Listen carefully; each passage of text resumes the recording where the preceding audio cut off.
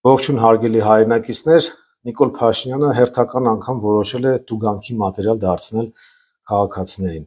Ինչպես հայտնի է, իրենք թանկացրել էին տրանսպորտի գինը, ուզում էին մինչև 300 թանկացնել, հետո ճնշումների արդյունքում իջեցրեցին 150 դրամ, բայց դա նույնպես անընդունելի է մեր քաղաքացիների եւ Մայր Հայաստանի համար, եւ մենք պայքարել ենք այդ ամենի դեմ։ Ինչ գործիքներ էինք ընտրել մենք պայքարի ընթացքում։ Առաջին ներկայացրել էինք այլընտրանքային նախագիծ, որով տրանսպորտի գինը չպետք է լիներ ավել քան 100 դրամ, եթե մարդիկ 4 եւ ավելի անգամ էին օգտվում տրանսպորտից, ապա գինը կլիներ 100 դրամից էլ էժան։ Մենք ունենք հիմնավորումներ, որ տրանսպորտի սակագինը չի կարող ավել լինել քան 100 դրամը եւ ինքնարժեքը տատանվում է 65 դրամի սահմաններում եւ կարելի է այդ լրացուցիչ միջոցներով թարմացնել պարկը եւ ապահովել քաղաքացիների համար արժանապատիվ տրանսպորտ։ Մեր նախագիծը սկզբնական փուլում իրենք ավականիում մերժեցին եւ մենք գնացինք քաղաքացիներից ստորագրություն վերցնելու եւ արդեն այդ չթանկացման նախագիծը քաղաքացիների անունից ներկայացնելու ճանապարհով հավաքեցինք 17000 ստորագրություն եւ հարցը մտավ ավականու նիստերի օրակարգ։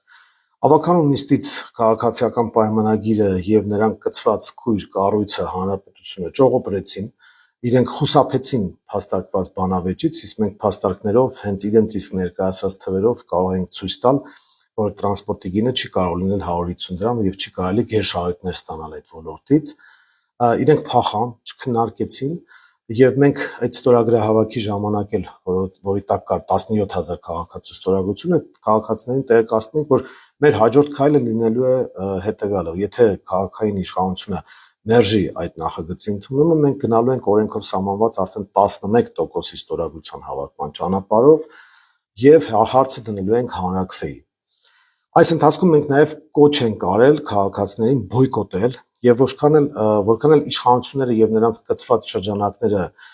թմկահարում էին, որ բոյկոտը չի կայացել, որ չի ստացվել, դա այդպես չէր, թվերը հուշում էին հենց այն մասին, որ 50-60% բոյկոտ կա եւ նաեւ հուշում էր այդ նյարդային ջղաձգումների իշխանությունների, որ բոյկոտը կայացել է եւ իրենք հիմա ճակերտավոր օրենքով են ուզում պայքարել բոյկոտի դեմ եւ ճակերտավոր օրենքով, ինչու եմ ճակերտավոր ասում, որովհետեւ դա իրավունքի սահմանափակում է, ահա այդ ճակերտավոր օրենքով ուզում են արգելափակել, կասեցնել հետագա հանրաքվեի գործընթացը կապված քաղաքային տրանսպորտի գնի հետ։ Նիկոլ Փաշինյանը, Տիգրան Ավինյանը եւ մյուսները, ովքեր որ ուսապարկ են որակվել իրենց իսկ կողմից, ուրեմն շուտով մի օրենքի նախագիծ են քննարկելու ազգային ժողովում, որը կոչվում է վարչական իրավախախտումների վերաբերյալ Հայաստանի Հանրապետության օրենսգրքում փոփոխություններ եւ լրացումներ կատարելու մասին օրենք։ Եվ ահա այդ փոփոխություններում իրենք նախ բոյկոտի դեմ բերել են 15000 դրամի տուգանք, այսինքն նրանք ովքեր չեն վճարում տրանսպորտի դեմ տուգանվելու են ըստ իրենց, սա այն դեպքում, երբ որ ասում են բոյկոտը չի կայացել, բոլորը վճարում են, բայց այդ դեպքում ինչ եք բերել այս օրենքը, ալճիշտ նախագիծը, եւ երկրորդը իրենք օրենքով ուղևորափոխադրման վարձը սահմանել են որպես տեղական վճար։ Ինչու են որպես տեղական վճար սահմանել, որովհետեւ օրենսդրությունը հանրաքվեների հետ կապված արգելում է տեղական վճարների մասով տեղական եւ համապետական հանրաքվեներ անցկացնել, իսկ սա նշանակում է, որ այն պրոցեդուրաները, որը մենք նախատեսել ենք, իշխանությունը այսպես կոչված օրենքով ուզում է կանխել, այսինքն վախենում են, որ բնականաբար քաղաքացիները մերժելու են իրենց եւ կողմ են արտահայտվելու Մայր Հայաստանի նախագծին եւ իրականացվելիք քայլերին եւ ահա օրենքով իրենք արգելում են, որպեսզի հանրաքվե տեղի ունենա։ Սա մանր ժուլիկություն եւ ճակերտավոր օրենսդրական աճպարարություն է, բայց սա նաեւ այն շերտերի համար պետք է հնարավորություն ստեղծի ճանաչել այս իշխանությունը եւ այն մարդիկ, ովքեր գտնում են, որ լոկալ խնդիրները կարելի է լոկալ ձևերով լուծել եւ համապետական նշանակության քաղաքական հարցեր չբարձրացնեն, հիմա արդեն կարող են համոզվել, որ քանի դեռ համապետական ու տեղական մակարդակով իշխանափոխություն չի եղել, սրանք շարունակելու են թալանի ու տուգանքի մատերիալ դարձնել քաղաքացիներին, ինչպես որ դա արեցին օրինակ կարմիր կետագծերի հետ կապված, երբ որ թանկացրեցին ավտոկայանատեղիների վճարները ավելի քան 13 անգամ, ինչպես գիտեք, Մայր Հայաստանը բողոքարկել էր դա դատարանում եւ մենք առաջին այցանում շահել էինք դատը, հետո գնացել էր վերաքննիչ, վերաքննիչը մերժել է քաղաքապետարանի քաղաքային իշխանության հայցը դա ձևակերպելով որպես ոչ պատշաճ հայց եւ հարցի հիմա վճռաբեկ դատարանի